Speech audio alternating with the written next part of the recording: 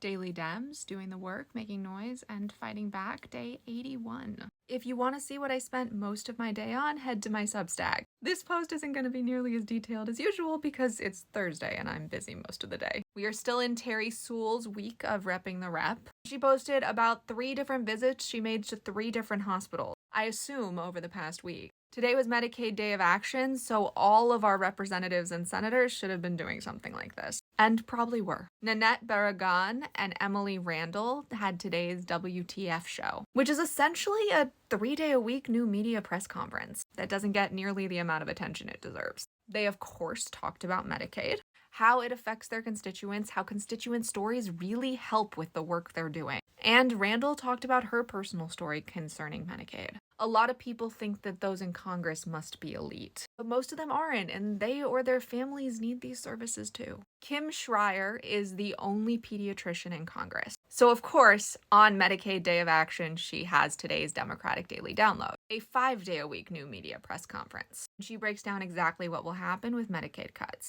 And there were so many more. I posted this on Threads and Blue Sky, so check to see what your electeds did for Medicaid Day of Action, and then add it to this post on Threads or Blue Sky so that we can all see all the amazing actions our electeds took today. The DNC is sending the People's Town Hall to North Carolina, where it is so desperately needed. On April 24th, Maxwell Frost and Chris Murphy will join Anderson Clayton in Richie Hudson's district, where they'll talk about all things DT, and definitely all things Allison Riggs too. Bravo to the DNC for realizing that this is where they need to be. And finally, Yasamin Ansari was on CNN. She was the 3rd person to comment after Chris Van Hollen said he was going, but everyone only talks about Robert Garcia and Maxwell Frost. So I want to make sure she's not ignored in this conversation, especially because it's personal to her. It's not just about morals. Her family fled the authoritarian regime in Iran. And this isn't in any of the posts on the rest of the platform, but since it happened before I made this video, Chris Van Hollen got to see Kilmar Abrego Garcia.